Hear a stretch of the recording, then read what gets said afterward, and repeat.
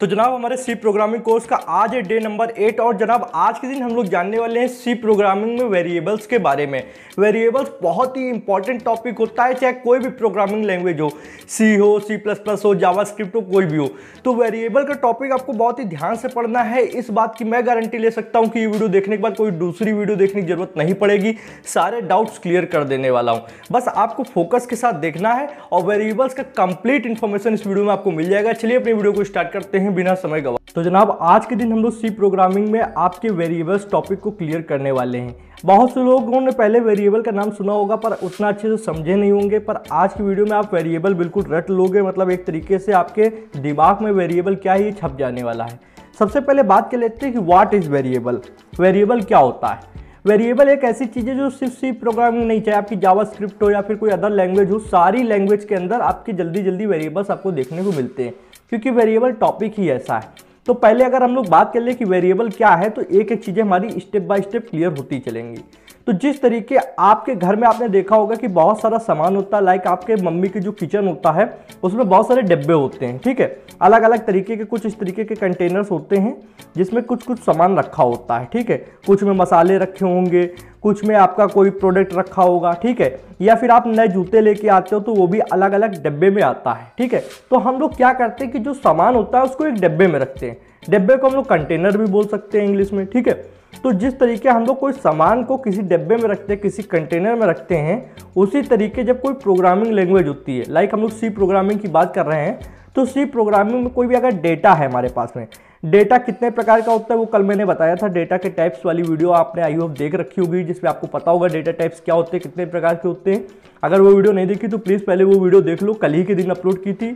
सी programming का part 7 था, ठीक है। तो उसको देखोगे तो सारे डाउट क्लियर हो जाएंगे। तो मान लो हमारे पास कोई डेटा है जो कि नंबर के फॉर्म में है, जैसे कि 45, ठीक है। तो ये 45 जो है, अगर इसको हम लोग को स्टोर कराना है, क्योंकि कोई भी चीज़ को यूज़ करने से पहले उसको हम लोग कहीं पे स्टोर कराते हैं। जब तक वो स्टोर नहीं होगी, उसकी रखी नहीं होगी, तब तक हम लोग यूज़ नहीं कर पाएंगे।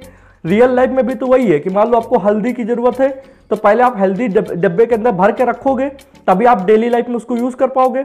अगर आपके पास हल्दी है ही नहीं, ख़त्म हो चुकी है, आपने स्टोर करके रखी ही नहीं है, तो आप यूज़ कैसे कर पाओगे? सेम वही चीज़ है कि अगर प्रोग्रामिंग सी प्रोग्रामिंग पढ़ रहे हैं तो हमको 45 नाम की जो ये हमारी वैल्यू है, जो डेटा इसको यूज़ करना है, तो पहले इसको हमको कहीं स्टोर कराना होगा। यूज़ करने से पहले कहीं स्टोर कराना होगा, ओके। तो अब ये स्टोर कैसे होगा? मान लो सी प्रोग्रामिंग एक तरीके से हमारे सिस्टम की स्टोरेज को यूज़ करती है और सिस्टम के पास एक लिमिटेड स्टोरेज है, तो उसी स्टोरेज के अंदर हमको इसको सेव कराना होगा। तो इसको सेव कराने के लिए भी हमको कोई एक डिब्बे की ज़रूरत पड़ेगी, ठीक है, जिस डिब्बे के अंदर हम इस वैल्यू को रख सकें, ठीक है। तो वो डिब्बा क्या होता है? वो डिब्बा ही आपका वेरिएबल होता है जनाब, ठीक है। तो अगर कोई पूछे वेरिएबल क्या है, तो आप सीधे बोल दो वेरिएबल एक कंटेनर होता है जो कि डाटा को स्टोर कराता है। वेरिएबल एक कंटेनर है जो डाटा को रखता है, ओके। तो सीधी भाषा में बोल सकते हैं कि ये वेरिएबल एक कंटेनर है। कंटेनर मीन्स डिब्बा, ठीक है। तो आई होप आपको इतना क्लियर हो गया होगा कि वेरिएबल क्या है। तो अब मान लो जैसे कि हमारे पास डाटा है 45, तो हमारे सिस्टम के अंदर जो स्टोरेज है उसमें हम लोग एक वेरिएबल बनाएंगे, एक डाटा मतलब एक डब्बा बनाएंगे डाटा को रखने के लिए। तो ये मैंने एक डब्बा मान लो बना लिया, ठीक है। इसके अंदर मैंने 45 ये रख दिया, ठीक है, ये 45 रख दिया। पर इस डिब्बे का हम लोग कुछ नाम देंगे। मान लो नाम हम लोग दे सकते हैं आइटम्स, ठीक है। ये नाम हमने दे दिया आइटम्स। तो आइटम्स नाम का जो डब्बा बना है उसके अंदर 45 हमारा रखा हुआ है। या फिर मैंने एक डब्बा बनाया जिसका नाम है मैंने रख दिया प्राइस, ठीक है, उसका नाम मैंने रख दिया प्राइस, और प्राइस में हमने 99 रुपीज़ का डाटा रख दिया, ठीक है। तो एक डब्बा है जिसको वेरिएबल बोलते हैं। वेरिएबल को एक हम नाम दे देते हैं, जैसे कि इसका नाम है प्राइस, इसका नाम है आइटम्स। इसी तरीके अलग अलग नाम के हम लोग डब्बे बनाते जाते हैं, उसके अंदर डाटा रखते जाते हैं। अब अगर कोई इससे थोड़ा सा हम लोग एक लॉजिकल डिफिनेशन सोचे कि एक डिफिनेशन बना लेते हैं वेरिएबल की, तो क्या बनेगी? तो वेरिएबल की डिफिनेशन कुछ इस तरीके की होगी, name of a memory location that we use for storing data. Variable क्या है? वेरिएबल एक मेमोरी लोकेशन है जिसको हम लोग एक नाम दे देते हैं। मेमोरी की मान लो पूरी मेमोरी, उसके अंदर एक लोकेशन बना ली, मतलब एक डब्बा बना लिया, उसको हम लोग ने एक नाम दे दिया। नाम मान लो मैंने एज दे दिया, एज माने उम्र, ठीक है, एज। और that we use for storing data, इसका यूज किसके लिए करते हैं? डाटा को स्टोर करने के लिए। तो मान लो हमको अपनी उम्र स्टोर करानी है, तो अभी मान लो मेरी उम्र है 18, तो मैंने 18 इसको स्टोर करा दिया। तो एक डब्बा बनाया, मतलब एक वेरिएबल बनाया, फिर वेरिएबल को एक नाम दिया और इसके अंदर हम लोगों ने डेटा को स्टोर कर दिया। अब ये बात होती है कि भाई एक चीज़ हमें ये बताओ कि ये डब्बा जो हम लोग बना रहे हैं इसको कितना बड़ा बनाना है, ये डेटा कितना है, कितनी जगह घेरेगा, तो ये कौन तय करता है? ये तय करता है डेटा टाइप। ठीक है, जो हम लोग ने कल की वीडियो में पढ़ा था, डेटा टाइप ये तय करता है कि हम लोग को कितनी स्टोरेज का डब्बा बनाना है जिसमें वो डेटा रखेंगे। तो डेटा भी अलग अलग तरीके का होता है। लाइक जो इंटीजर डेटा होता है वो 2 बाइट लेता है, 2 बाइट स्टोरेज। ओके, और यहाँ पे अगर फ्लोट डेटा है, फ्लोट, तो वो कितनी लेगा, वो यहाँ पे 4 बाइट लेगा। तो 4 बाइट लेगा तो ज़्यादा बड़ा डब्बा हमको चाहिए, हाँ या ना? तो इसीलिए हम लोग इसको तय कर देते हैं डेटा टाइप से कि अगर इंटीजर डेटा है तो 2 बाइट का हम लोग डब्बा बनाएंगे, फ्लोट है तो 4 बाइट का। तो जनाब आपको इतना क्लियर है कि डेटा टाइप क्या करता है, वो ये बताता है कि कितना बड़ा डब्बा बनाना है। और डब्बा कौन बनाता है? वो वेरिएबल। ठीक है, तो अब हम लोग सिंटेक्स समझते हैं कि अगर हम लोग सी प्रोग्रामिंग के अंदर एक वेरिएबल बना रहे हैं तो वो किस तरीके बनाएंगे। सबसे पहला ये जो इंट लिखा है ये क्या है? ये आपका डेटा टाइप है। ठीक है, ये यहाँ पे हम लोग लिख देते हैं, ये हमारा डेटा टाइप है। ओके, ये हमारा डेटा टाइप है। चलिए पेन की निब को और थोड़ा छोटा कर लेते हैं यहाँ पे। ओके, और ये क्या है? ये मेरा वेरिएबल है। ठीक है, वेरिएबल। ओके, ये क्या है? ये हमारा डेटा है। ये तो लास्ट में आप जानते हो सेमीकोलन हम लोग लगाते हैं इसको बंद करने के लिए। ठीक है, तो इससे कोई लेना देना नहीं। यहाँ पे 3 चीज़ों को हमको मेन समझना है। अगर कोई पूछता है ये क्या है, तो ये आपका एक असाइनमेंट ऑपरेटर होता है जो कि आने वाली वीडियोस में मैं आपको समझाने वाला हूँ। तो अभी इतना ना समझो, अभी ये समझो कि इंट क्या कर रहा है। इंट बता रहा है कि भैया कितना डेटा हमारा किस टाइप का है। इंट सबसे पहले प्रोग्रामिंग को ये बताता है कि डेटा किस टाइप का है। तो इंट ने बताया कि डेटा इंटीजर टाइप का है। इंट मतलब इंटीजर टाइप का डेटा है। तो इंटीजर टाइप का डेटा है तो सिस्टम समझ गया, अच्छा 2 बाइट का एक डब्बा बनाना है। 2 बाइट मतलब कम स्टोरेज का। ठीक है, छोटा डब्बा बनाना है। फिर ये जो डब्बा बना है इसका नाम क्या होगा? इसका नाम होगा एज, क्योंकि वेरिएबल का नाम एज। ये बन गया। डेटा क्या है? डेटा आपका 20 है, तो ये 20 हो गया। ठीक है, तो इंट ने क्या किया? इंट ने ये बताया कि डब्बा कितना बड़ा बनाना है। मतलब डेटा का पहले ही तो ये बताता है कि डेटा किस टाइप का है। तो डेटा इंटीजर टाइप का है, तो अगर इंटीजर टाइप का डेटा है तो 2 बाइट का बनेगा। अगर फ्लोट टाइप का होगा तो 4 बाइट का बनेगा। तो पहले हम लोग जो डेटा टाइप लिखते हैं इससे ये क्लियर हो जाता है कि डेटा किस टाइप का है। जब ये क्लियर हो जाता है कि डेटा किस टाइप का है तो उसी हिसाब से उसका डब्बा बना दिया जाता है, मतलब वो वेरिएबल बना दिया जाता है। और जब वेरिएबल बन जाता है तो उसको हम लोग एक नाम दे देते हैं। तो हम लोग सीधे बोल सकते हैं कि वेरिएबल एक डब्बा है, उसको हम लोग एक नाम दे देते हैं, बस। इससे ज़्यादा कोई भी हम लोग को यहाँ पे डाउट नहीं रखना है। तो ये पूरा एक सिंटेक्स है, एक वेरिएबल और उसके अंदर डाटा डालने का। इक्वल का निशान क्या कर रहा है? इक्वल का निशान ये कर रहा है कि 20 को उठाकर एज के अंदर डाल रहा है। मतलब ये 20 जो वैल्यू है इसको असाइन कर रहा है एज के पास। असाइन मतलब सौंपना, देना। तो ये इक्वल का निशान ये कर रहा है कि 20 जो डाटा है वो एज नाम के डब्बे को दे रहा है कि आप इसको रख लो, स्टोर कर लो। ओके, और थोड़ा सा गला यहाँ पे बैठा हुआ है तो हो सकता है आपको आवाज उतनी साफ समझ में ना आए, फिर भी आप मेरी बातों को फोकस करें कि इक्वल का निशान ये कर रहा है कि 20 को उठाकर एज को सौंप रहा है कि इसको स्टोर कर लो। और इंट ये बता रहा है कि ये 20 क्या है, किस टाइप का डेटा है। ठीक है, बाकी यहाँ पे हम लोग आगे कुछ रूल्स को समझ लेते हैं। एक वेरिएबल को बनाने के लिए कुछ हमारे पास रूल्स हैं सी प्रोग्रामिंग के अंदर। ये रूल्स आपको दिमाग में बैठा लेने हैं, मतलब जितना हो सके उतना अच्छे से समझ लो। बाकी मैं तो यहाँ पे बैठा हूँ आपको समझाने के लिए, उसका आपको कोई डाउट नहीं रहेगा। तो सबसे पहले रूल को समझते हैं। यहाँ पे लिखा हुआ है variable are case sensitive. Case sensitive का मतलब क्या होता है कि अगर मैं यहाँ पे लिखूँ इंट इज, ठीक है, ये स्मॉल में मैंने एक वेरिएबल बनाया है और ये मैंने बंद कर दिया। फिर मैं यहाँ पे लिखूँ इंट इज, आप समझो ये एज एक अलग डब्बा बनेगा और ये एज एक अलग डब्बा बनेगा। कहोगे भाई क्यों? दोनों तो लिखा तो सेम है, एज दोनों सेम लिखा है, पर ऐसा नहीं है। केस सेंसिटिव का मतलब होता है कि अगर ये स्मॉल लेटर में लिखा है तो ये एक अलग डब्बा है, ये कैपिटल लेटर में बना है तो ये एक अलग डब्बा है, दोनों अलग अलग बनेंगे। ठीक है, तो अगर कोई चीज आप स्मॉल में लिखते हो तो वो एक अलग मानी जाएगी और कैपिटल में लिखते हो तो अलग मानी जाएगी। केस सेंसिटिव का मतलब ये होता है। आई होप आपको क्लियर हो गया होगा। अगर आप कोई भी वेरिएबल बनाते हो, जैसे कि मैंने कहा इंट स्मॉल ए, या फिर यहाँ पे एक वैल्यू दे देते हैं, ठीक है, int small a is equal to 1, ठीक है, और यहाँ पे दे देते हैं int capital A equal to 2।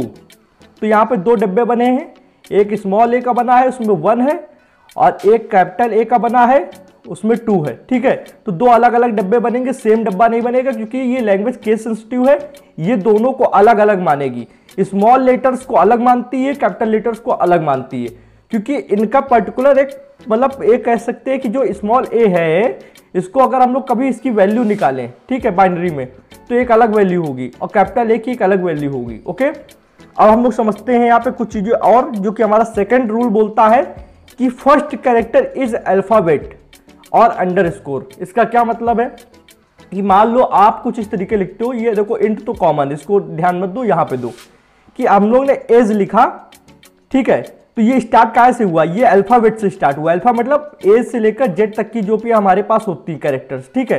तो इस तरीके का आपका वेरिएबल सही है। इसके आगे अगर आप 1 लगा दो, 2 लगा दो, 3 लगा दो, 4 लगा दो, तो ये गलत है। अगर इसके आगे जनाब आप 1 2 3 4 नहीं लगा रहे हो, उसके आगे अगर आप @ लगा दो तब भी ये गलत है, हैश लगा दो तब भी गलत है। इसके आगे कुछ भी नहीं लगेगा, सिवाय एक आपने देखा होगा अंडरस्कोर बोलते हैं, एक चिन्ह इस तरीके का होता है, नीचे लगता है इस तरीके का, ये अंडरस्कोर लगा सकते हो। इस बाकी इसके आगे कुछ भी नहीं लगेगा। इसके आगे ना आप कोई नंबर लगा सकते हो, ना कोई आप सिंबल लगा सकते हो, बस आप अंडरस्कोर लगा सकते हो। इसको बोलते हैं अंडरस्कोर, ठीक है। ओके, SCORE स्कोर, ठीक है। ये एक स्पेशल सिंबल है जो कि सी अलाउ करता है लगाने को। ओके ओके, तो यहाँ पे हम लोग क्या जाने, हम लोग ये जाने कि कोई भी वेरिएबल जब हम लोग बनाते हैं, किसी भी वेरिएबल का नाम रखते हैं, तो हम लोग सिंपल या तो वो ABCD से स्टार्ट होगा या तो वो अंडरस्कोर से स्टार्ट होगा। अंडरस्कोर सिर्फ लगा सकते हो, बाकी उसके अंदर ना ही कोई नंबर लगा सकते हो, ना कोई स्पेशल सिंबल लगा सकते हो अंडरस्कोर को छोड़ के। ओके, तीसरा रूल क्या कहता है, no comma no blank space. अगर मान लो हम एक यहाँ पे वेरिएबल का नाम रखें फाइनल प्राइस, ठीक है, ये मैंने नाम रखा। अब इसके अंदर हम सोचे कोई वैल्यू स्टोर करा दें, तो ये गलत है। क्यों गलत है, क्योंकि इसके बीच में देख रहे हो कि ये स्पेस आ गया, ये स्पेस नहीं आ सकता है। क्यों नहीं आ सकता है, ये रूल के खिलाफ है। या फिर इसके बीच में हम लोग सोचे कॉमा लगा दें, तो कॉमा भी नहीं लगा सकते। कॉमा से क्या होगा, ये अलग हो जाएगा, ये अलग हो जाएगा, दोनों को अलग अलग देखा जाएगा। फाइनल नाम का एक वेरिएबल बन जाएगा और प्राइस नाम का एक अलग वेरिएबल बन जाएगा, ठीक है। तो हमेशा ये ध्यान रखना है कि आपको ना ही इसके बीच में स्पेस लगाना है, ना ही कॉमा लगाना है। तो भाई क्या लगा सकते हैं, मान लो दो हम लोग चीजें लिख रहे हैं, तो बिल्कुल इनको सटा कर लिखें, शायद बिल्कुल साथ में। या फिर अगर हम लोग एक काम ये भी कर सकते हैं, इसके बीच में अंडरस्कोर लगा सकते हैं, अंडरस्कोर वाला निशान लगा सकते हैं, ठीक है। तो अंडरस्कोर अलाउ होता है, अंडरस्कोर ही सिर्फ लगाया जा सकता है, बाकी इसके बीच में ना ही स्पेस लगेगा ना ही कॉमा लगेगा। तो हम लोगों ने 3 रूल समझे। पहला रूल क्या कहता है कि variables are case sensitive. Case sensitive मतलब स्मॉल लेटर से जो बना होगा वो अलग होगा, कैपिटल लेटर से जो बना होगा वो अलग होगा। फर्स्ट कैरेक्टर इज अल्फाबेट और अंडरस्कोर, मतलब आप वेरिएबल का नाम या तो अल्फाबेट से स्टार्ट कर सकते हो, ABCDFGHIJKLMNOPQRSTUVWXYZ से, या फिर आप अंडरस्कोर से स्टार्ट कर सकते हो, underscore age, underscore final price, या कुछ भी आप नाम रखो वो आपके ऊपर है। या फिर आप कॉमा या ब्लैंक स्पेस यूज नहीं कर सकते, उसकी भी जगह आपको अंडरस्कोर ही यूज कर सकते हो। 2 चीजें, मान लो 2 वर्ड लिखे आपने, उसके बीच में आप स्पेस नहीं दे सकते हो, कॉमा नहीं दे सकते हो, अंडरस्कोर दे सकते हो। ओके, फोर्थ रूल क्या कहता है, no other symbol other than underscore. कोई भी सिंबल हो आपका, चाहे @ हो, हैश हो, डॉलर हो, परसेंटेज हो, और एम्परसेंड हो, स्टार हो, ब्रैकेट हो, कॉमा हो, कुछ भी हो, आप नहीं यूज कर सकते हो, सिर्फ अंडरस्कोर ही यूज कर सकते हो।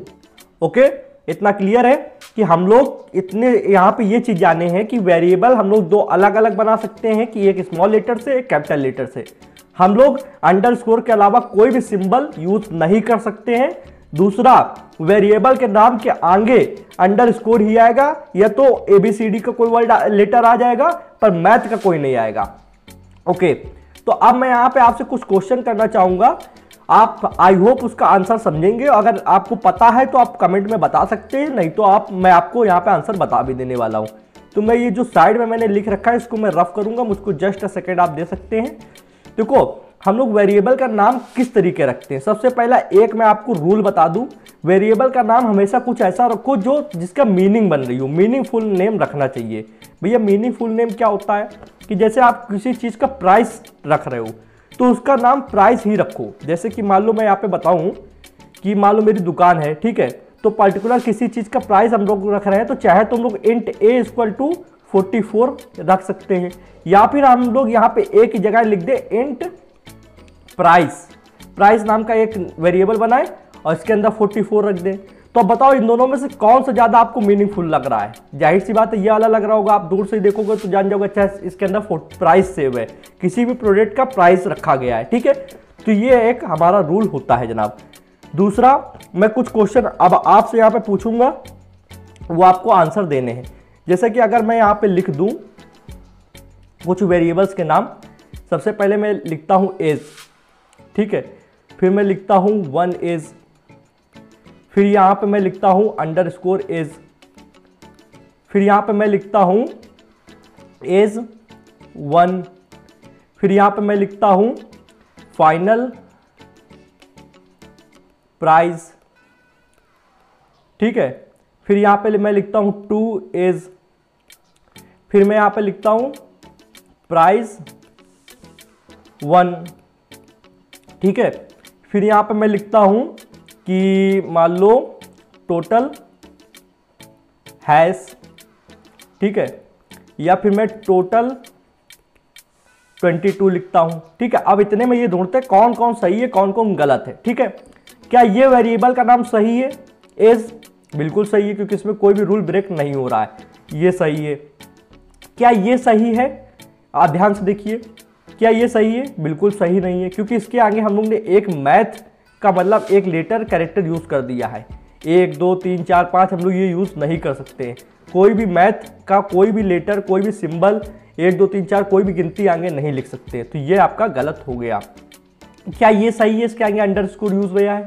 हमारा रूल क्या कहता है कि हम लोग अंडरस्कोर यूज कर सकते हैं फर्स्ट कैरेक्टर की जगह पे, बिल्कुल ये सही है। क्या ये सही है? तो बिल्कुल सही है क्योंकि हम लोग ने आगे तो यार कोई मैथ का नहीं यूज करा है, ठीक है, पीछे यूज करा है एक, तो बिल्कुल सही है। क्या ये सही है फाइनल प्राइस? तो ये फाइनल प्राइस मेरे हिसाब से बिल्कुल गलत है। क्यों? क्योंकि इसके बीच में देखो कॉमा का यूज हुआ है, जबकि हम लोग कॉमा का यूज कर ही नहीं सकते। क्यों नहीं कर सकते? देखो यहाँ पे ये रूल ब्लैंक यहाँ पे ब्रेक हो रहा है कि कोई भी दो वर्ड के बीच में कॉमा या फिर ब्लैंक स्पेस, खाली स्पेस नहीं रख सकते, तो ये बिल्कुल गलत है। क्या ये सही है? हम लोग 2 लिख रहे हैं आगे एज के आगे, सही है? गलत है क्योंकि हम लोग कोई भी मैथ का कोई भी कैरेक्टर यूज नहीं कर सकते आगे, तो ये भी गलत है। उसके बाद ये फाइनल प्राइस 1 जो लिखा हुआ ये सही है क्योंकि इसके बीच में अंडरस्कोर लगा है, बिल्कुल सही है, ठीक है, ये सही है। टोटल हैश, क्या ये गलत है या सही है? हम लोग ने लास्ट में सिंबल का यूज किया है, क्या ये सही है? बिल्कुल गलत है क्योंकि हम लोग कोई भी स्पेशल सिंबल का यूज नहीं कर सकते अंडरस्कोर के अलावा, तो ये भी गलत है। उसके बाद टोटल 22, ये हम लोग ने वेरिएबल का नाम रखा है, क्या ये सही है? बिल्कुल, क्योंकि हम लोग मैथ कुछ भी अगर मैथ का कोई नंबर यूज कर रहा है तो हम लोग लास्ट में यूज कर सकते हैं, स्टार्टिंग में यूज नहीं कर सकते। ओके, तो ये सही है। चलिए इतना आपको क्लियर हो चुका है। मैंने इसीलिए यहाँ पे थोड़ा सा कुछ टाइप का रख दिया कि मतलब क्वेश्चन पूछ लेंगे तो आप कभी वेरिएबल्स बनाओगे तो ये रूल्स आपके दिमाग में छप जाएंगे। तो यहाँ पे हमारे पास कुछ रूल थे। अभी तक हम लोगों ने इतना समझ लिया कि अगर इस तरीके से हम लोगों ने लिखा है इंट एज, ठीक है, इक्वल टू 22, ठीक है, तो यहाँ पे इंट का मतलब है कि ये इंटीजर टाइप का डेटा टाइप है, तो एक हम लोग इस तरीके का डब्बा बनाएंगे जो कि सिर्फ 2 बाइट ले रहा होगा, 2 बाइट की स्टोरेज ले रहा होगा। इंट से ये पता चल जाएगा कि इंटीजर टाइप का डेटा है, तो हम लोग उसी हिसाब से उसी के नाप का डब्बा बना लेंगे। इसके अंदर 22 को रख देंगे और इसका नाम रख देंगे एज। कुछ मेमोरी में इस तरीके का चीज होता है, ठीक है। अब इसको हम लोग लाइव थोड़ा सा हम लोग करके देखते हैं कि हम वेरिएबल्स कैसे बनाएंगे सी प्रोग्राम के अंदर, उसमें डेटा को कैसे हम लोग असाइन करेंगे, मतलब डेटा को कैसे डालेंगे। ये लाइव समझ लेंगे तो जिंदगी भर के लिए डाउट क्लियर हो जाएगा, ठीक है। और कोई भी डाउट हो बाई चांस वीडियो देखने के बाद भी, देखो इंसान हो सकता है डाउट, तो आप बिल्कुल बेझिझक आप हमसे पूछ सकते हैं, इसमें कोई मेरे को प्रॉब्लम होने ही वाली नहीं है। आप कमेंट में पूछे, मैं 100% कोशिश करूंगा कि आपको आंसर दिया जाए, ठीक है। चलिए यहाँ पे 1 बाय 1 चीजों को करते हैं। हम लोग खोल लेंगे विजुअल स्टूडियो कोड को। ओके, अभी देखो हमारे पास एक सी प्रोग्राम है जिसका नाम है first.c, ठीक है। और यहाँ पे हम लोग ने सी के एक तरीके से बॉयलर प्लेट खोल रखी। बॉयलर प्लेट मतलब इनिशियल कोड जो लिखना ही होता है, जो कि मतलब एक तरीके से आप कोई भी सी प्रोग्राम लिखेंगे इतना कोड आपको लिखना ही पड़ेगा, जो कि सी का स्ट्रक्चर है। ओके, सबसे पहले मैं यहाँ पे कमेंट डालूंगा। कमेंट क्या है? यहाँ पे लिखूंगा declaration of variable. Declaration of variable, इसका मतलब क्या होता है जनाब? इसका मतलब होता है कि किसी भी वेरिएबल को बनाना, डिक्लेयर करना मतलब बनाना, ठीक है। तो मैंने कहा डिक्लेरेशन ऑफ वेरिएबल। अब इसको कमेंट कैसे करेंगे, शॉर्टकट में आपको बता दूं, कंट्रोल/, ये कमेंट में बदल गया, ठीक है। अब हम लोग किसी भी वेरिएबल को कैसे बनाते हैं, सबसे पहला मैं आपको एक वेरिएबल बना के दिखाता हूं। मैंने कहा इंट, मैंने कहा एज, और मैंने लगा दिया सेमीकोलन। ये एक बन चुका है, जी हाँ, ये एक वेरिएबल बन चुका है। सिस्टम के अंदर एक एज नाम का डब्बा बन चुका है, पर अब इसके अंदर क्या कोई वैल्यू है, नहीं है, क्योंकि अभी हम लोग ने सिर्फ एक वेरिएबल डिक्लेयर किया है, मतलब एक वेरिएबल बनाया है, पर उसके अंदर कोई भी वैल्यू नहीं डाली, कोई भी डेटा डाला नहीं है। डेटा जब डालेंगे, जब हम लोग अभी बताएंगे आगे आपको, एक एक स्टेप बाय स्टेप लेके चलेंगे। तो डेटा को डालने का मतलब होता है असाइन करना, कोई वैल्यू असाइन करना, मतलब वैल्यू देना। तो असाइनिंग बाद में समझेंगे, पहले समझते हैं कि कितनी तरीके से हम लोग वेरिएबल बना सकते हैं। तो भैया इस तरीके से एक वेरिएबल बन गया। क्या हम लोग एक लाइन में एक से ज्यादा वेरिएबल्स को डिक्लेयर कर सकते हैं, मतलब एक ही लाइन में एक से ज्यादा हम लोग वेरिएबल्स बना सकते हैं? करके देखते हैं। हम लोग ने इसको हटाया, यहाँ पे एक कॉमा लगा देते हैं। कॉमा लगाने के बाद में मैंने एक वेरिएबल का नाम रखा ईयर, फिर मैंने एक कॉमा लगाया, इसके बाद हमने एक नाम रखा डेट। तो हमारे पास टोटल कितने हो गए, 3 वेरिएबल यहाँ पे बन गए। ओके, टोटल 3 वेरिएबल यहाँ पे बन चुके हैं। पर एक चीज देखो इसमें कॉमन है, क्या कॉमन है कि तीनों वेरिएबल्स के अंदर हम लोग डेटा सिर्फ एक ही तरीके का रख सकते हैं। किस तरीके का डेटा, इंटीजर टाइप का डेटा, क्योंकि हम लोग ने यहाँ पे इंट लिखा है। इंट का मतलब है कि ये तीनों वेरिएबल्स, मतलब जो 3 डब्बे बने हुए हैं, इनके अंदर किस टाइप का डेटा आएगा, इंटीजर टाइप का डेटा आएगा। ओके, ये क्लियर है। आप ये नहीं कर सकते हो कि पहला इंटीजर हो जाए, दूसरा आप यहाँ पे फ्लोट कर दो, तीसरा कैरेक्टर कर दो। उसके लिए फिर अलग से तीनों को डेटा टाइप डिफाइन करना होगा। पर यहाँ पे हम लोगों ने एक ही डेटा टाइप डिफाइन किया है, तो यहाँ पे तीनों डब्बों में हम लोग इंटीजर टाइप का ही डेटा रख सकते हैं, फ्लोट या कैरेक्टर नहीं रख सकते, ठीक है। पर हम लोगों ने ये क्या समझा कि एक लाइन में हम लोग 3 वेरिएबल या फिर 3 से ज्यादा वेरिएबल भी बना सकते हैं। अगर हम लोग को एक और बनाना हो तो हम लोग कॉमा लगाएंगे। यहाँ पे मान लो मैंने हाइट नाम का एक वेरिएबल बना दिया, तो यहाँ पे 4 वेरिएबल हो गए। तो इस तरीके से एक लाइन में आप कितने भी वेरिएबल बना सकते हो, कोई प्रॉब्लम नहीं है। चलिए, ये इंटीजर के लिए समझ लिया। हम लोग फ्लोट के लिए समझते हैं। तो भैया फ्लोट के लिए क्या, फ्लोट लिखेंगे। फ्लोट के लिए मान लो हम लोग परसेंटेज का डेटा टाइप बनाते हैं। तो ये मैंने परसेंटेज लिखा, लास्ट में सेमीकोलन तो भूलना ही नहीं है, सेमीकोलन सबसे इंपॉर्टेंट है। तो अब क्या बन गया, एक परसेंटेज नाम का डब्बा बन गया, जिसके अंदर हम लोग फ्लोट वैल्यू मतलब फ्लोट वैल्यू डाल सकते हैं। फ्लोट वैल्यू क्या है, जिसमें पॉइंट लगता है, जो कि दशमलव में होती है, जो कि डेसिमल में होती है। 33.5, 11.2, 98.3, इस तरीके की वैल्यूज। कैरेक्टर समझ लेते हैं। मैंने कहा CHAR कैरेक्टर, मैंने इसके अंदर एक वेरिएबल का नाम बनाया सेक्शन, ठीक है, जैसे क्लास में सेक्शन ABC चलता है उसी तरीके। तो यहाँ पे एक डब्बा और बन गया मेमोरी के अंदर, जिसका नाम है सेक्शन। पर इसके अंदर लोग किस तरीके का डेटा रख सकते हैं, जो कि कैरेक्टर हो। कैरेक्टर मतलब सिंगल लेटर, चाहे A हो, B हो, C हो या D हो, या फिर आपका जो सिंबल्स आते हैं कि डॉलर हो गया, @ हो गया, हैश हो गया, स्टार हो गया, ये भी रख सकते हैं। पर एक ही चीज रख सकते हो, वो भी आप सिंगल इन्वर्टेड कॉमा में रखोगे। तो अभी हम लोग ने क्या समझा, हम लोग ने समझा डिक्लेरेशन ऑफ वेरिएबल, मतलब वेरिएबल को कैसे डिक्लेयर करते हैं। डिक्लेयर का मतलब कैसे बनाते हैं, कैसे स्थापित करते हैं। ओके, तो हम लोग ने यहाँ पे इंट नाम के कितने टोटल डब्बे बनाए, 3। तीनों में हम चाहे डेटा रख सकते हैं, चाहे एक में रखें, चाहे 2 में रखें, वो आपके ऊपर है। पर हम लोग ने 3 डब्बे बना लिए इंटीजर टाइप के डेटा टाइप रखने के लिए। एक हम लोग ने फ्लोट के लिए बना लिया, एक हम लोग ने कैरेक्टर के लिए बना लिया। पर क्या अभी इनमें कोई वैल्यू दी गई है, बिल्कुल नहीं दी गई, अभी सभी खाली पड़े हैं। मतलब मेरे पास डब्बे तो रखे हुए हैं कि टोटल कितने हैं, 3, 2, 5 डब्बे हैं, जिसमें अलग अलग सामान रखा जा सकता है, पर अभी कुछ रखा नहीं है। तो डिक्लेयर का मतलब होता है सिर्फ डब्बे तो आ गए हमारे पास, डब्बों का नाम भी है कि भैया इसका नाम एज है, इसका नाम ईयर है, इसका नाम डेट है, इसका नाम परसेंटेज है, इसका नाम सेक्शन है। मतलब डब्बे हैं, डब्बों का नाम है, पर डब्बे के अंदर कोई सामान अभी है नहीं। अब डब्बों के अंदर सामान जब हम लोग डालते हैं तो उसको बोलते हैं असाइनिंग, मतलब डेटा को असाइन करना। असाइन मतलब देना, सौंपना। किसी जैसे आपका बॉस होता है तो कभी कभी एम्प्लॉयज कहता है कि मैं आपको ये काम असाइन कर रहा हूँ, आप भी कर पाएंगे। तो असाइन मतलब उस काम को सौंप देना, उसको दे देना। उसी तरीके से जब हम लोग वेरिएबल को कोई डेटा देते हैं तो उसको कहते हैं वैल्यू को असाइन करना। तो मैं यहाँ पे फिर से डाल दूंगा असाइनिंग वैल्यू टू वेरिएबल, ठीक है, असाइनिंग वैल्यू टू वेरिएबल, ठीक है। और यहां पे एक चीज समझना कि असाइनिंग और डिक्लेरेशन भी हम लोग एक साथ कर सकते हैं, जो कि आगे मैं वीडियो के एंड में बताने वाला हूं कि एक साथ कैसे करेंगे। चलिए वैल्यू टू वेरिएबल, ओके इतना हो गया। इसको हम लोग कमेंट में कैसे बदलेंगे, पूरा सिलेक्ट करेंगे, फॉरवर्ड स्लैश और कंट्रोल साथ में दबाएंगे, ठीक है। Assigning value two variable. अब देखो वैल्यू को कैसे असाइन करते हैं।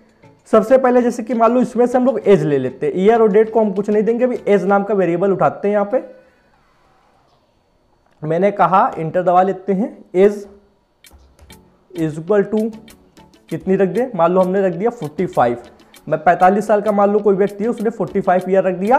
तो अब एज के पास क्या कोई डेटा आ गया, बिल्कुल आ गया। क्या आया 45। तो एक एज नाम का डिब्बा बना, डिब्बे के अंदर 45 आ चुका है।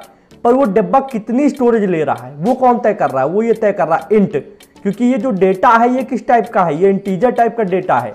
इंटीजर टाइप का डेटा होने के कारण वो डिब्बा कितने साइज का बनेगा, 2 बाइट का बनेगा। ये आप डेटा टाइप की वीडियो का देख रखे होंगे तो आपको कनेक्ट हो रहा होगा कि हाँ बिल्कुल समझ में आ रहा है, ठीक है। एंटर दबाया, एंटर दबाने के बाद अब एज को हमने 45 दे दिया, मतलब असाइन कर दिया, सौंप दिया। अब भैया हम नेक्स्ट वाले के पास आते हैं, परसेंटेज के पास। तो परसेंटेज को भी हम लोग कोई चीज दे देते हैं। तो अगर कभी आप वेरिएबल को यूज कर रहे हैं तो आप डायरेक्ट कॉपी भी कर सकते हैं, कोई दिक्कत नहीं है। यहाँ पे आए, यहाँ पे हमने पेस्ट किया, परसेंटेज को हम लोग स्क्वायर का निशान लगाते हैं। स्क्वायर का मतलब होता है असाइनिंग ऑपरेटर। ये क्या करता है, वैल्यू को देता है, मतलब वेरिएबल के अंदर वैल्यू को डाल देता है, ठीक है। तो हम लोग यहाँ पे क्या डालेंगे, हम लोग एक वैल्यू डाल देते हैं 95.4। क्योंकि ये डेसिमल लगा हुआ है, दशमलव लगा हुआ है, तो हम लोग फ्लोट डेटा टाइप यूज कर रहे हैं। फ्लोट डेटा टाइप के अंदर इसी तरीके की वैल्यू डाल सकते हैं जिसमें पॉइंट लगा हो।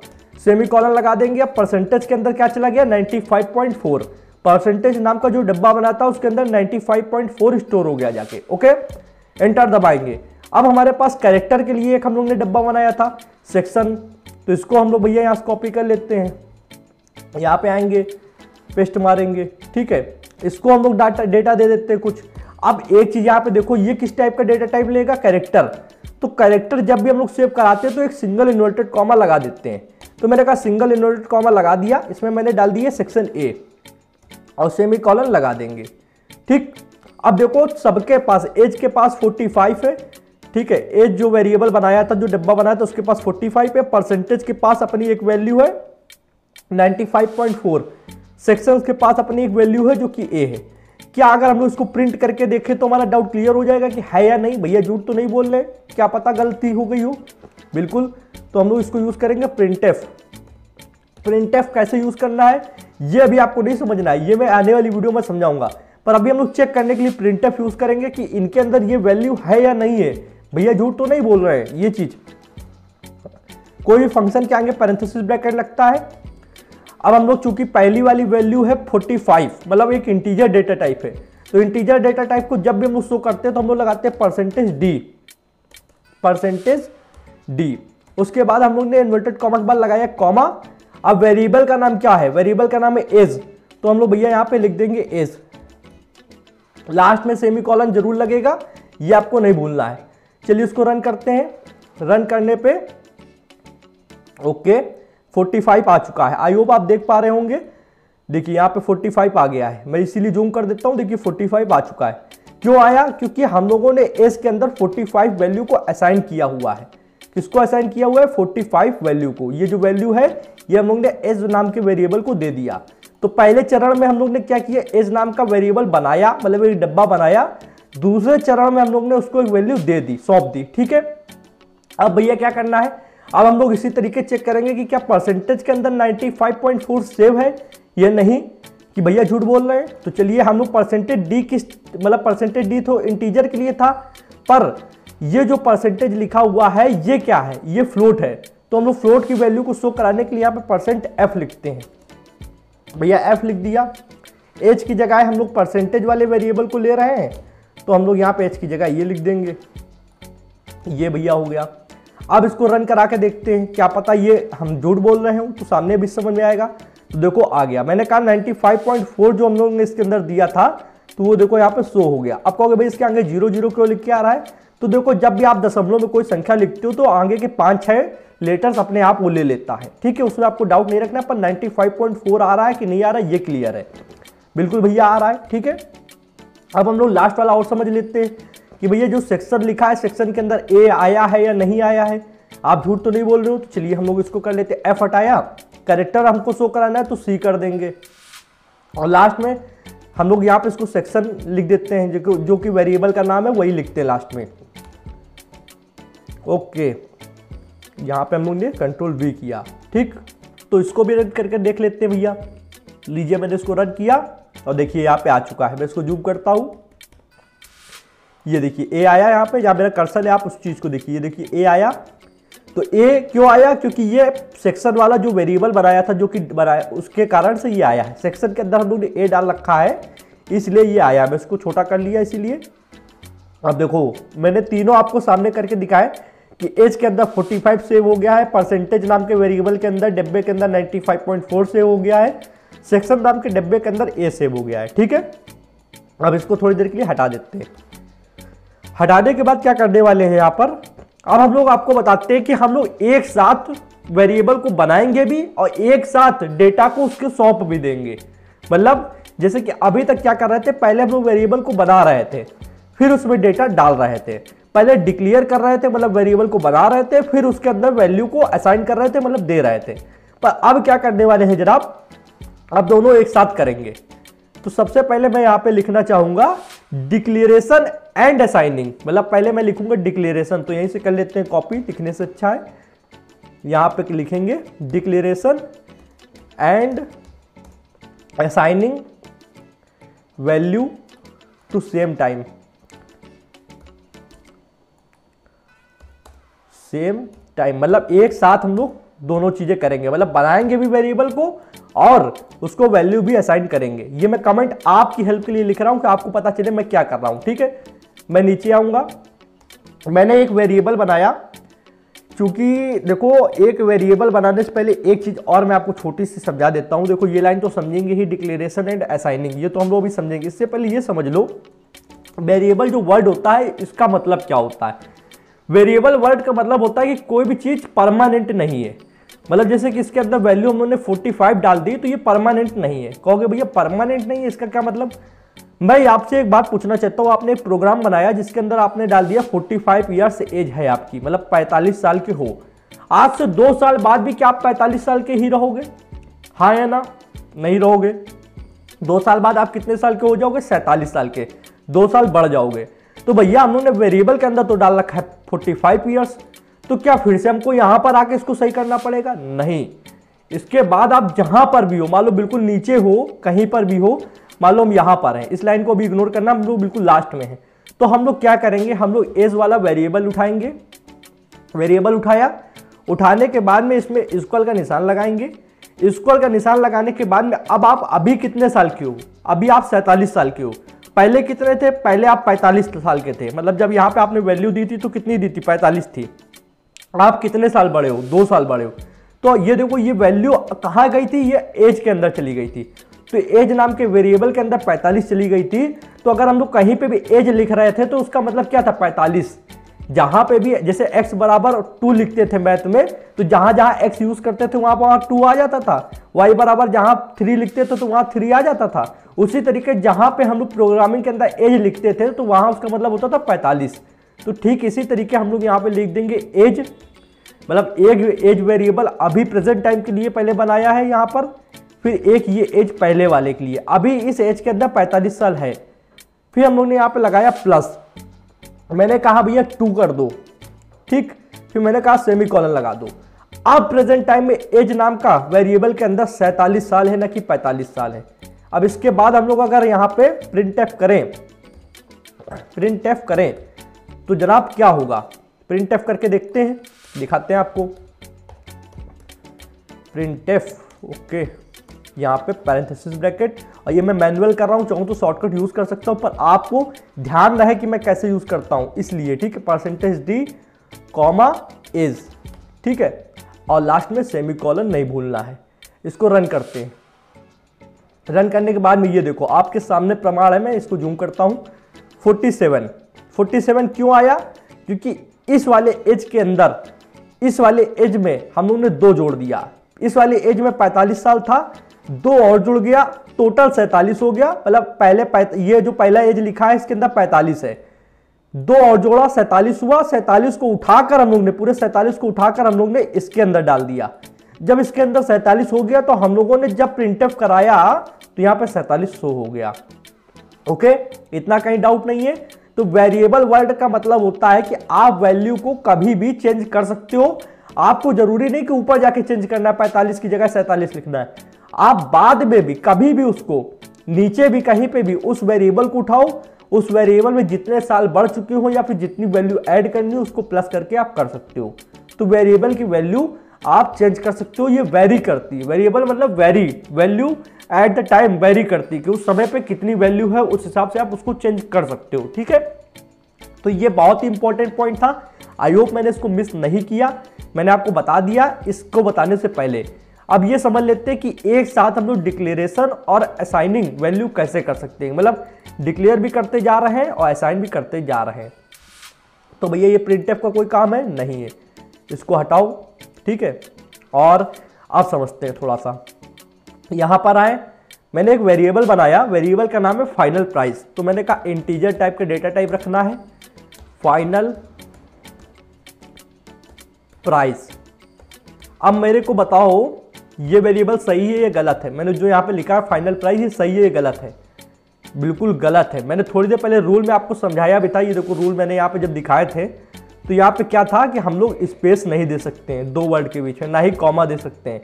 और यहाँ मैंने क्या किया है कि फाइनल और प्राइस के बीच में स्पेस दे दिया, नहीं दिया जा सकता है। तो हम लोग क्या करेंगे, इसके बीच में दे देंगे अंडरस्कोर। अब ये सही है। ठीक है, तो अभी हम देखो एक वेरिएबल बनाया पहले, ठीक, उसके बाद में मैंने असाइनिंग ऑपरेटर मतलब इक्वल का निशान लगा दिया। तो पहले क्या हुआ, पहले एक वेरिएबल डिक्लेयर हुआ, वेरिएबल बना, इक्वल का निशान लगाने के बाद में हम लोग ने इसको एक वैल्यू दे दी। इसको वैल्यू मान लो मैंने दे दी 100 और मैंने सेमीकोलन लगा दिया। तो अब क्या हुआ जनाब, अब ये हो गया कि 100 जो है ये फाइनल प्राइस वाले वेरिएबल के अंदर सेव हो गया जाके। मतलब फाइनल प्राइस अब कहीं पे भी अगर आप उसको प्रिंटअप कराते हो, उसको चेक करते हो तो इसके अंदर 100 वैल्यू सेव होगी, डेटा इसके अंदर होगा। तो एक साथ हम लोगों ने वेरिएबल को डिक्लेयर भी किया, मतलब बनाया, और उसके अंदर वो वैल्यू डाली भी, मतलब डेटा डाल भी दिया और बना भी दिया। पहले डिक्लेयर भी किया और असाइन भी किया सेम टाइम पर। एक साथ हम लोगों ने वेरिएबल को डिक्लेयर भी किया और वैल्यू को असाइन भी किया। ओके, इतना क्लियर है? चलिए प्रिंटअप करके देख ले क्या हम लोग एक बार। प्रिंटअप करने से हमारा मन का विश्वास आ जाएगा कि भैया सब ठीक है। चलिए तो फटाफट से हम लोग इंटीजर टाइप का डेटा टाइप है तो यहाँ पे %d करेंगे, कॉमा लगाएंगे। कॉमा लगाने के बाद में हम लोग यहाँ पे कर देते हैं फाइनल प्राइस और यहाँ पर सेमीकोलन लगाना बहुत जरूरी है। ठीक है, अगर हम लोग इसको रन करें तो अगर 100 इसके अंदर सेव हुआ होगा तो 100 आएगा। चलिए भैया 100 आ गया। कहाँ आया चलिए दिखाता हूँ, आप नीचे देखा करो, यहाँ पर ये टर्मिनल में आता है। ठीक है, ये देखो 100 आ गया। ओके, तो इससे हम लोग क्या करते हैं कि एक साथ हम लोग वेरिएबल को बना भी सकते हैं और उसके अंदर वैल्यू डाल भी सकते हैं, मतलब डिक्लेयर भी कर सकते हैं और असाइन भी कर सकते हैं। मैं हिंदी इंग्लिश दोनों का यूज कर रहा हूं, कभी भी आपको ये ना हो कि इंग्लिश में बता गया हिंदी आपको पता नहीं है, मतलब हिंदी आप समझते हो इंग्लिश समझते हो नहीं, तो आपको वहां पे डाउट हो जाए। इसलिए मैं डिक्लेयर असाइन के साथ बनाना और उस वैल्यू को डालना ये भी आपको बता रहा हूं। ठीक है, अब एक चीज ये समझते हैं, थोड़ी देर के लिए इसको हम लोग यहां से हटाते हैं। जैसे कि यहां पे हम लोगों ने एक चीज देखी थी कि हम लोगों ने एक लाइन में 3 वेरिएबल बनाए थे, हाँ या ना? एक लाइन में 3 वेरिएबल बनाए, मतलब एक लाइन में 3 डब्बे बनाए, एक एज का, एक ईयर का, एक डेट का। क्या हम लोग एक साथ 3 वेरिएबल बनाकर, 3 या 2 वेरिएबल बनाकर उसमें वैल्यू भी सौंप सकते हैं? मतलब declare and assign same time पे करते हुए 3 वेरिएबल बना सकते हैं, मतलब एक से ज्यादा बना सकते हैं या फिर नहीं। अगर एक से ज्यादा बन जाएगा तो फिर आप 3 बनाओ चाहे 4 बनाओ, कोई मैटर नहीं करता है। तो करके देखते हैं। करने में क्या जाता है, मान लो मैंने कहा इंट करने के बाद में मैंने कहा एज इक्वल टू, मैंने कहा अभी 22 है, उसके बाद मैंने कॉमा लगाया। यहां तक क्या हुआ कि एक एज नाम का वेरिएबल डिक्लेयर हुआ, मतलब बना, उसके बाद में उसको 22 वैल्यू असाइन की गई, मतलब उसको दे दी गई। उसके बाद में मैं नया वेरिएबल बनाऊंगा जिसका नाम है हाइट। हाइट के बाद मैंने इसको यहां पर इसको भी एक वैल्यू दे दूंगा, इसको मैंने दे दिया मान लो 15 फुट। ठीक है, 15 दे दिया, आप समझ जाना, या फिर वैसे ठीक है 15 रख देते हैं, आप उसको सेंस ना लगाना, 15 फुट का कोई इंसान नहीं होता है, 5 फुट 6 फुट ऐसा ना करना, मतलब एक ये मैं आपको बताऊँ 15 दे दिया हाइट, ठीक है। अब देखो यहाँ पे दो वेरिएबल बने एज और हाइट, और दोनों को वैल्यू सौंपी गई 15 और 22। एक साथ हम लोग ने एक से अधिक वेरिएबल बनाया, देखो दो वेरिएबल और दो डब्बे बने, और एक साथ हम लोग ने दोनों को वैल्यू भी दी है। क्या हम लोग इससे ज्यादा बना सकते हैं? बिल्कुल बना सकते हैं। हम लोग एक साथ इसमें कॉमा लगाकर और भी 3 4 5 कितने भी वेरिएबल बनाओ और उसकी वैल्यू एक साथ असाइन कर सकते हो, कोई डाउट नहीं है। अब हम लोग इसको यहाँ पे चेक करके देख लेते हैं। मैंने कहा %d, और यहाँ पे हम लोग सबसे पहले देखो एज का क्या करेंगे, एज हम लोग पहले भी बना चुके हैं तो एज ऊपर वाला हटाना पड़ेगा, क्योंकि एज ऊपर भी एक बार बना हुआ है ये, ठीक है। तो इसको हम लोग थोड़ी देर के लिए कमेंट कर देते हैं, नहीं तो गड़बड़ हो जाएगा। दो वेरिएबल अलग अलग वैल्यू, फिर यहाँ पे नीचे हम लोग ने 22 दे रखा है तो 22 हो जाएगा, 45 हट जाएगा, तो उसको हम लोग ने हटा दिया। अब मैं यहाँ पे सबसे पहले एज करके दिखाता हूँ, ठीक है। तो ओके, इंट एज 22, हाइट 15, कुछ इसने अपना करामाती चीज़ें बताई हैं। चलिए चेक कर लेते हैं, क्योंकि हम लोग कभी भी इस पे भरोसा नहीं करते कि इस पे एक्सटेंशन पे, हम लोग खुद से चीज़ों को चेक करते हैं। क्या कोई गलती हुई है? बिल्कुल नहीं हुई है। %d इंटीजर टाइप का डेटा है, एज हम लोग ने वेरिएबल को कॉल किया, कोई एरर नहीं। हम लोग टर्मिनल से उसको चला कर देखेंगे। टर्मिनल में हम लोग क्या करने वाले हैं, हम लोग लिखेंगे gcc first.c, यही फाइल का नाम है। एंटर दबाया। ओके, क्या हो रहा है, क्लियर करते हैं इसको। Clear gcc first FIRST first.c, okay. Enter दबाया। first.c, ओके ओके ओके, समझ गए। एज वाज हियर, ठीक। ओके, तो देखो हो क्या रहा है, छोटी सी गलती हो रही, ज़्यादा कुछ नहीं। हम लोगों ने यहाँ पे क्या किया कि एक एज नाम का वेरिएबल डिक्लेयर किया और उसको वैल्यू दे दी 22, और ऊपर देखो एक बार हम लोग यहाँ पे भी तो एज नाम का वेरिएबल बना चुके हैं, तो सेम नाम का वेरिएबल दो बार कैसे बना? क्या इसमें एज और इसमें एज में कोई डिफरेंस है? क्या ये ए कैपिटल लेटर में है? बिल्कुल नहीं, सेम तीनों है। देखो तीनों स्मॉल लेटर में और इसमें भी तीनों स्मॉल लेटर में है। तो देखो इसलिए यहाँ पे हम लोग दो वेरिएबल एक साथ नहीं बना सकते, मतलब सेम नाम के नहीं बना सकते। सेम एज ऊपर सेम एज नीचे हम लोग डिक्लेयर नहीं कर सकते, सिर्फ वैल्यू दे सकते थे, पर डिक्लेरेशन गलत हो रहा है, ठीक है। इसको यहाँ पे हटाया। हटाने के बाद में हम लोग क्या करने वाले हैं, अब इसको रन करके देखते हैं। तो हम लोग करेंगे यहाँ पे सबसे पहले इसको क्लियर कर देते हैं टर्मिनल को। तो मैंने कहा CLEAR क्लियर कमांड दी, एंटर दबाया, फिर GCC first.c, एंटर दबाया। एंटर दबाने के बाद में फिर एंटर दबाया, 1 सेकेंड, ओके, एंटर दबाया, ठीक। तो ये देखो 22 आ गया। 22 क्यों आया? क्योंकि हम लोग ने यहाँ पे एक वेरिएबल तुरंत का तुरंत डिक्लेयर किया, उसमें वैल्यू 22 दे दी। अब अगर हम लोग यहाँ पे एज की वजह हाइट कर दे तो हाइट की वैल्यू आ जाएगी, ओके। अब हम लोग इसको रन करते हैं फिर से,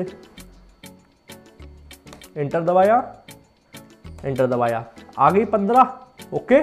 तो हम लोग ने क्या सीखा अभी तक? हम लोग ने ये सीखा कि एक साथ हम लोग मल्टीपल वेरिएबल सेम टाइम पे डिक्लेयर करके सेम टाइम पे वैल्यू भी दे सकते हैं, असाइन कर सकते हैं, ओके। यहाँ तो कोई डाउट नहीं है। तो आज आपने क्या सीखा? आपने ये सीखा वेरिएबल क्या होता है, वेरिएबल में डेटा किस तरीके देते हैं, वेरिएबल को सी प्रोग्रामिंग के अंदर डिक्लेयर कैसे करते हैं, डिक्लेयर मतलब बनाते कैसे हैं। तो सबसे पहले डेटा टाइप लिखते हैं, उसके बाद वेरिएबल लिखते हैं, और लास्ट में अगर कोई और वेरिएबल एक साथ नहीं बना रहे हो तो सेमीकोलन लगा देते हैं। पर एक साथ अगर आप मल्टीपल वेरिएबल बनाना चाहते हो एक ही लाइन में तो आपको कॉमा देकर बनाना है, पर लास्ट वाले में सेमीकोलन लगा देना है, ठीक। वैल्यू कैसे असाइन करते हैं? वैल्यू असाइन करने के लिए उस वेरिएबल का नाम लिखा, इक्वल का निशान लगाया, वैल्यू दे दी, लास्ट में सेमीकोलन लगा दिया। या फिर एक साथ आप वेरिएबल बनाकर उसमें वैल्यू दे भी सकते हो, मतलब दोनों चीज एक साथ कर सकते हो। डिक्लेरेशन मतलब बनाना और वैल्यू देना, दोनों एक साथ कर सकते हो। तो हमने पहले डेटा टाइप का नाम लिखा, फिर वेरिएबल का नाम लिखा, जिससे वो डब्बा बन गया, और इक्वल का निशान लगाकर वो डेटा तुरंत के तुरंत उसको दे भी दिया। चाहे तो उसको सेकंड लाइन में कर सकते थे, पर हम लोगों ने तुरंत के तुरंत दे दिया, ओके। उसके बाद में जनाब मैंने आपको बताया कि एक साथ आप डबल वेरिएबल बनाकर सेम टाइप पर सेम वैल्यू दे सकते हो, मतलब असाइन कर सकते हो, ठीक है। तो एक साथ हम लोगों ने दो वेरिएबल बनाए, एज और हाइट, और सेम टाइम पर हम लोगों ने दोनों वैल्यू मतलब दोनों को अलग अलग वैल्यू असाइन भी कर दी। तो हम लोग वेरिएबल भी एक साथ बना रहे हैं और वैल्यू भी एक साइड कर रहे हैं एक ही लाइन में। तो ये भी हम लोग ने सीख लिया किस तरीके होता है। कोई डाउट हो कमेंट में पूछ लेना। एक बार आप खुद से कोड एडिटर पे आओ, 2-4 वेरिएबल बनाओ, उनको उनकी वैल्यू दो, और प्रिंटफ अगर नहीं आता तो अभी रहने दो, प्रिंटफ की वीडियो जल्दी आएगी कल परसों में, समझा दूंगा प्रिंटफ कैसे यूज होता है। ठीक है, अभी आपका वेरिएबल के टॉपिक बिल्कुल क्लियर हो चुका है। आपको सिर्फ ये रूल्स ध्यान रखने बस 4 लाइन के। पहला कि आपका छोटा एज मतलब स्मॉल लेटर में लिखा गया एज और कैपिटल लेटर में लिखा गया एज दोनों अलग होते हैं। ओके, और दूसरा रूल कहता है कि आप स्टार्टिंग में कोई भी नंबर नहीं यूज कर सकते हो, कोई भी स्पेशल कैरेक्टर यूज नहीं कर सकते हो, सिर्फ अंडरस्कोर यूज करो या फिर अल्फाबेट से स्टार्ट करो।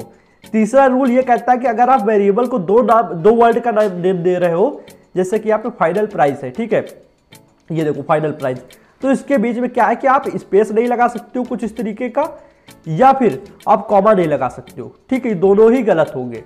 अगर आपको करना है तो ये तो आप चिपका कर लिखो फाइनल और प्राइस दोनों एक साथ, या फिर इनके बीच में अंडरस्कोर लगाओ। ठीक है, तब ये सही माना जाएगा। ये रूल है। चौथा रूल क्या कहता है कि हम लोग वेरिएबल को बनाते समय सिर्फ अंडरस्कोर को यूज कर सकते हैं, बाकी कोई भी special symbol like @ hash use नहीं कर सकते। जैसे कि हाइट के आगे अगर हम लोग @ लगा दें, ये गलत हो गया। अब ये वेरिएबल काम नहीं करेगा। इसके आगे कुछ भी अगर आगे बीच में ऊपर नीचे कहीं पे भी अंडरस्कोर के अलावा कोई भी स्पेशल कैरेक्टर आप लगा ही नहीं सकते हो। ये 4 रूल अगर किसी ने याद कर लिए अच्छे से तो उसको वेरिएबल आते हैं। वेरिएबल जस्ट एक डब्बा होता है, कंटेनर होता है, उसको हम लोग उसमें वैल्यू डाल देते हैं जो भी डेटा होता है और बाद में उसको यूज करते रहते हैं। ठीक है, अब लास्ट में बस जनाब एक क्वेश्चन आपके मन में उठ रहा होगा कि भैया जब एक साथ हम लोग वेरिएबल बनाकर उसमें वैल्यू दे भी सकते हैं तो हम लोग ये क्यों करते हैं कि पहले हम लोग ने वेरिएबल बनाया फिर अलग से वैल्यू दी, जब हम लोग दोनों काम एक साथ कर सकते हैं। तो देखो 2 सिचुएशन होती है। एक जिसमें आपको पता है कि मुझे 100 नंबर देने हैं, मतलब एक वैल्यू पता है आपको कि ये वैल्यू हमको उसके अंदर डालनी है, तो उसमें आप तुरंत वेरिएबल बनाकर उसमें तुरंत वैल्यू डाल सकते हो। पर एक क्या है कि मान लो परसेंटेज है वो आप यूजर से ले रहे हो कि उसकी कितनी परसेंट आई थी, तब तो आपको पता नहीं कि परसेंटेज नाम का जो डब्बा है इसके अंदर कितनी वैल्यू डालनी है। वो तो यूजर को पता है ना कि यूजर की कितनी परसेंटेज आई थी, वो तो यूजर को पता है, आपको पता नहीं कि इसके अंदर कितनी वैल्यू जानी है। तब आप क्या करते हो कि वेरिएबल को डिक्लेयर कर देते हो और वैल्यू आप यूजर से लेते हो। यूजर से कैसे लोगे उसके लिए स्कैनफ फंक्शन होता है, वो मैं आपको फ्यूचर में समझाने वाला हूं। पर तब हम लोग ऐसी सिचुएशन में करते हैं जब हमको डेटा पता नहीं होता है कि पर्टिकुलर डिब्बे के अंदर कितना सामान आएगा, क्या सामान आएगा, मतलब आएगा तो इंटीजर ही आएगा तो फ्लोट ही, ये तो पता है, पर मान लो कौन सा डेटा आएगा, 44 भी आ सकता है, 45 भी आ सकता है, परसेंटेज में 91.4 आ सकता है या फिर 61.4 भी आ सकता है। आपको डेटा नहीं पता क्या आएगा। ऐसे सिचुएशन में आप सिर्फ वेरिएबल को डिक्लेयर कर सकते हो, आप उसको वैल्यू असाइन नहीं कर सकते हो। पर जब आपको पता हो कि वैल्यू क्या आएगी तब आप ऐसी सिचुएशन में यहाँ पे डायरेक्ट डिक्लेयर भी करो और वैल्यू असाइन भी करो। ओके, कोई डाउट नहीं। ये बस लास्ट आपका था, ये मैंने आपको क्लियर कर दिया जिनके मन में बाई चांस आ रहा हो। ठीक है, अब आपका क्या फर्ज बनता है कि आप वीडियो को बस एक लाइक करके थोड़ा सा सपोर्ट किया करें, फीडबैक अच्छा दे दिया करें, कोई कमी लग रही हो, कहीं कोई डाउट हो तो आप पूछ लिया करें। और अगर नए आए हो तो चैनल को सब्सक्राइब करें, बेल आइकन को प्रेस करें, जिससे जाने वाली interesting coding video courses notification आप लोग को मिलती रहेंगी जनाब।